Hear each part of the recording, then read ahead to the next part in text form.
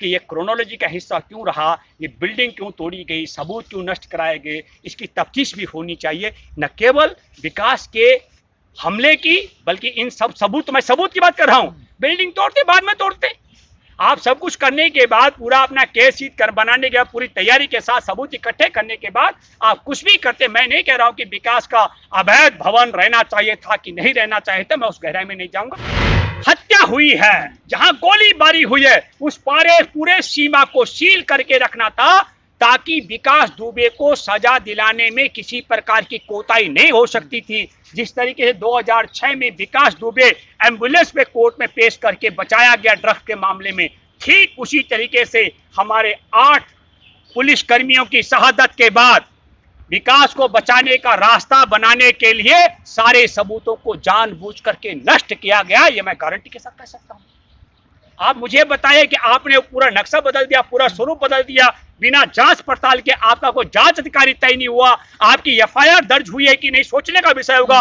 कौन जांच अधिकारी है? जांच अधिकारी जाकर क्या देखेगा? कहां से गोलीबारी हुई थी, कहां पर जवान थे, कैसे हुआ? इन तमाम चीजों में मैं ये बात फिर कहना चाहता हूं, जिस ताकत ने विकास दुबे से हत्या करवाई है, उसी ताकत के इशारे पर विकास दुबे के घर तोड़ करके सारे सबूत को नष्ट करके विकास को बचाने का रास्ता निकाला गया। मैं गारंटी से कह सकता हूं। आप आज मेरी बात सुन रहे हैं और आप देखिए, जब कभी फैसला आएगा हाई कोर्ट, सुप्रीम कोर्ट में, तो आप ये देखेंगे कि विकास दुबे, वही विकास दुबे जिसने भाजपा के एक मंत्री की थाने के अंदर हत्या कर दी थी, और पुलिस कर्मियों ने भी गवाही नहीं दी, वहां 35 पुलिसकर्मी थे।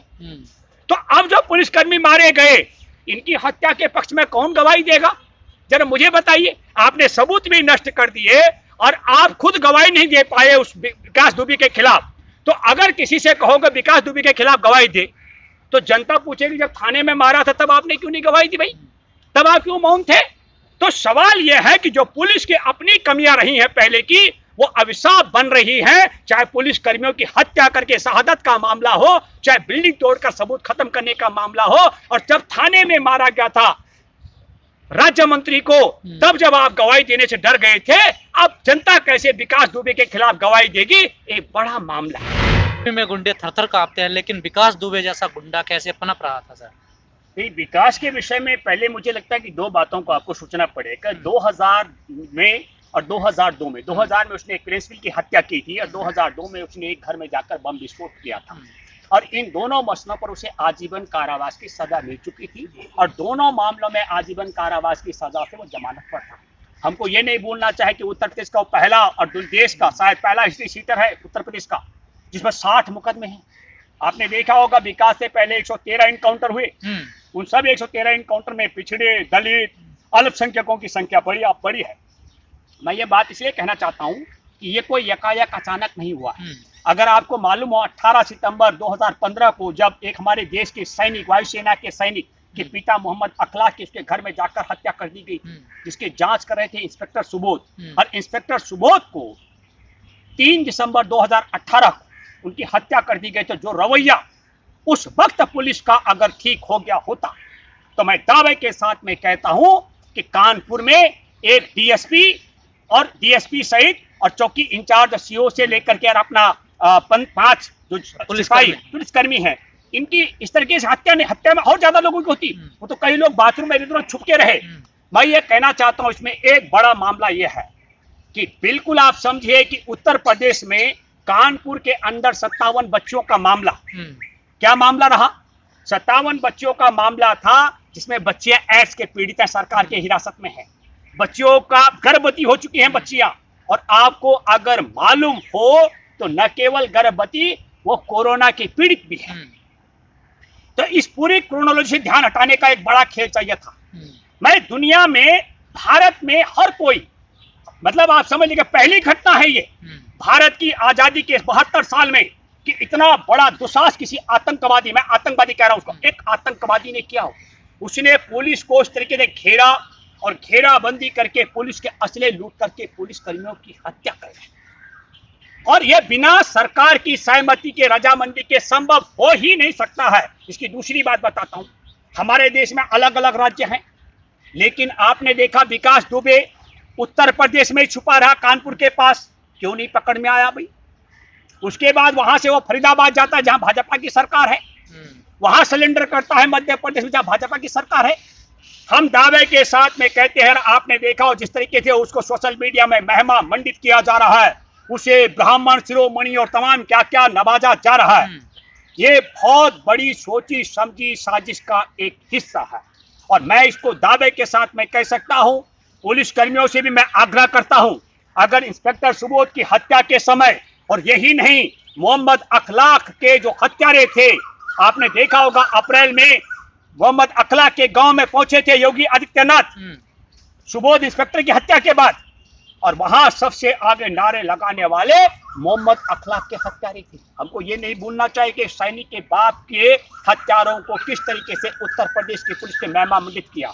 हम उत्तर प्रदेश की पुलिस, हमारे वहां बहादुर 8 जवानों की शहादत हुई, उसके लिए मैं कहता हूं, मैं नमन करता हूं। दुख की इस घड़ी में उनके परिवारों को दुख सहने की शक्ति देता हूं, और जो पुलिसकर्मी मेरी बात सुन रहे हैं उन्हें सद्बुद्धि का प्रार्थना करता हूं। आपने भी देखा सिटीजन अमेंडमेंट एक्ट और एनआरसी के विरोध में निहत्थे जो हमारे देश के संविधान की आत्मा की हत्या करके विभाजनकारी कानून सिटीजन अमेंडमेंट एक्ट बनाया गया, उसके खिलाफ जो विरोध चल रहा था अहिंसक तरीके से चुन चुन करके गोलियां मारी गई उन पर। मैं नहीं कह रहा हूं कि वो गोलियां पुलिसकर्मियों ने चलाई, मैं दावे के साथ में कह सकता हूं जिस तरीके से राजधानी दिल्ली में दंगाइयों ने यूपी से आकर दंगा किया संघ के इशारे पर, उसी तरीके से चुन चुन कर हत्या की गई, लेकिन पुलिसकर्मी मौन रहे। आप सुबोध की हत्या पर मौन रहे। आप हमारे देश में संविधान की आत्मा है, ना कहने की आजादी, अभिव्यक्ति की आजादी, आपने उसकी हत्या हो रही थी, आप मौन रहे। और अब इस आतंकवादी ने जिस तरीके से 8 पुलिसकर्मियों को मार करके शहादत दिलाई है, मैं आप सब लोगों से आग्रह करता हूं, आप सरकार की नौकरी बजाने की बजाय संविधान के मुताबिक काम कीजिए। और आप संविधान के मुताबिक अगर काम करेंगे तो न कोई दोबारा विकास दुबे पैदा हो सकता है और न किसी पुलिसकर्मी की दोबारा हत्या हो सकती है। ये बात भी पुलिसकर्मियों को जाननी और समझनी चाहिए। इतनी बात मैं कहना चाहता हूं। लेकिन सर जो आज गिरफ्तारी हुई है विकास दुबे ने जो सरेंडर किया है एक तरीके से, क्या सर इसमें भी कोई चाल षड्यंत्र? बिल्कुल षड्यंत्र, पूरी योजनाबद्ध तरीके से। अगर ये पुलिस को पब्लिक प्लेस में नहीं मिलता, अकेले में मिलता, तो विकास दुबे को पुलिस ठिकाने लगा देती। मैं आपके माध्यम से ये बात इसलिए भी कह रहा हूं, आपने देखा होगा कि विकास दुबे की गिरफ्तारी के लिए लगे एक आला पुलिस अधिकारी को इसलिए हटा दिया गया कि उसके भी उसके गिरोह के साथ में सीधे सीधे तालमाल थे। विकास का जिंदा रहना उत्तर प्रदेश की राजनीति के लिए, उत्तर प्रदेश में जो पुलिसकर्मी विभीषण की भूमिका है उनके लिए, सबके लिए नासूर बनने वाला है। पुलिस विकास दुबे को टपका सकती थी, इसलिए पुलिस दुबे ने राजनीतिक इशारे पर अपनी बड़ी निपुण, मैंने कहा कि बिना राजनीतिक इशारे के वो फरीदाबाद जहां भाजपा की सरकार है वहां क्यों पहुंचा? उसने मध्य प्रदेश में अपने कुछ सिलेंडर कराया, इसलिए सिलेंडर कराया ताकि उसकी जिंदा रहने की गारंटी हो सके। मैं आपके माध्यम से एक बात और कहना चाहता हूं, भाजपाई राज में विकास दुबे का बाल बांका नहीं होगा, क्योंकि जिस तरीके से लामबंद ब्राह्मण उसके पीछे खड़े हो रहे हैं, उसको देख करके मुझे लगता है कि कुछ भी हो, जिस तरीके से मुसलमानों को, दलितों को, पिछड़ों को नरेंद्र मोदी और भाजपा और संघ परिवार की सरकार को समझती नहीं है, आदिवासियों को, वो कम से कम ब्राह्मणों के साथ में ऐसा दुस्साहस कर पाएगी, इसकी कल्पना मुझे नहीं है। अन्यथा मुझे बताइए क्या कारण है कि दो मामलों में आजीवन कारावास की सजा पा चुका व्यक्ति, आपको मालूम है कि पुलिसकर्मियों को पीटने से पहले उसने अपने इलाके की एसएचओ को पीटा। एसएचओ जांच पड़ताल के लिए गया था, पूछने गया था कि साहब आपके खिलाफ शिकायत है, उसने पीट डाला उसको। तो अब आप समझ लिए, जिस एसएचओ को पीटा वो थाने में आकर चुपचाप रहा, उसने रोजनामचे पर भी दर्ज नहीं किया, उसने किसी को नहीं कहा कि विकास ने मुझे पीटा और मारा है। तो इस सारी मसले को आपको समझना पड़ेगा। उसका अपना एक बड़ा एम्पायर खड़ा हो चुका था। इससे पहले ड्रग्स के मामले में जब 2006 में पकड़ा गया था, यूपी पुलिस की नाकामी का मैं जिक्र करना चाहता हूं, तब उसके बाद कोर्ट में कैसे पेश किया, एम्बुलेंस में लिटा करके। तो बताइए, जिसके 5-6 किलो ड्रग्स इसके बाद पकड़ी गई, जज ने कहा जिसकी रीढ़ की हड्डी काम नहीं करती है, ये ड्रग्स लेके कैसे चल सकता है? तो पुलिस ने उसको बचाने के तमाम जो तौर तरीके रास्ते निकाले हैं, वही पुलिस की मौत का कारण बना। लेकिन मैं फिर आपको कहना चाहता हूं, विकास ने ये सारा काम कानपुर में बच्चियों के साथ जिस तरीके से, क्यों? क्योंकि चिन्मयानंद बलात्कारी है, राम रहीम बलात्कारी इनका नेता है, आसाराम को कई बार हमारे देश के नरेंद्र मोदी ने अपना गुरु कहा सार्वजनिक स्थान पर, वो बलात्कार के मामले में जेल में है। आपने सुना होगा एक नित्यानंद जिसने विदेश में एक देश बसा दिया, द्वीप बना दिया, 17,000 करोड़ भारतीयों को लूट करके, वो नरेंद्र मोदी जी का गुरु है। तो ये बलात्कार के मामले में फंसा हुआ बलात्कारियों का गिरोह ध्यान भटकाने के लिए मैं फिर कहना चाहता हूं, जिसे आम चुनाव में इन्होंने पुलवामा में 40 जवानों को मरवाकर ध्यान भटकाया था, उसी तरीके से गलवान घाटी के 20 जवानों को मरवा करके बिहार के चुनाव के रास्ता तैयार करवाया है। और कानपुर में 57 बच्चियों के साथ जो बलात्कार, जो एड्स और जो तमाम मैं कहता हूं गर्भवती बच्ची हो चुके हैं, उससे ध्यान भटकाने के लिए विकास दुबे के साथ में उत्तर प्रदेश सरकार का मिली भगत का यह नतीजा है। लेकिन सर जितने जैसे हथियार विकास दुबे के पास मिले हैं, AK-47 वगैरह, वो या तो आतंकवादियों के पास होते हैं या मिलिट्री के, और एक तरफ उसके घर को तोड़ना, आप कैसे देखते हैं सर? नहीं, घर को तोड़ने का तो षड्यंत्र है। आप मुझे बताइए कि जहां पर हत्या हुई है, जहां गोलीबारी हुई है, उस पूरे सीमा को सील करके रखना था ताकि विकास दुबे को सजा दिलाने में किसी प्रकार की कोताही नहीं हो सकती थी। जिस तरीके से 2006 में विकास दुबे एम्बुलेंस पे कोर्ट में पेश करके बचाया गया ड्रग्स के मामले में, ठीक उसी तरीके से हमारे 8 पुलिस कर्मियों की शहादत के बाद विकास को बचाने का रास्ता बनाने के लिए सारे सबूतों को जानबूझ करके नष्ट किया गया। ये मैं गारंटी के साथ कह सकता हूं।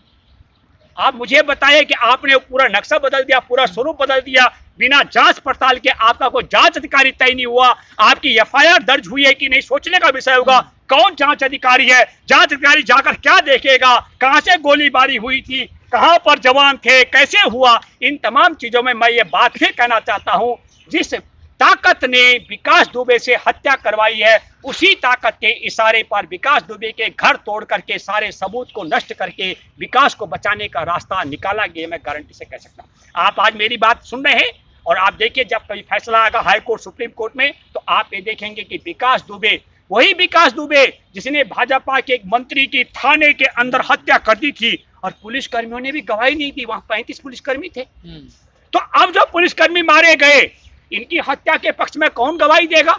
जरा मुझे बताइए। आपने सबूत भी नष्ट कर दिए और आप खुद गवाही नहीं दे पाए उस विकास दुबे के खिलाफ।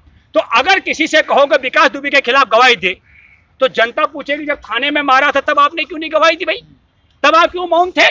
तो सवाल यह है कि जो पुलिस की अपनी कमियां रही हैं पहले की, वो अभिशाप बन रही है, चाहे पुलिस कर्मियों की हत्या करके शहादत का मामला हो, चाहे बिल्डिंग तोड़कर सबूत खत्म करने का मामला हो।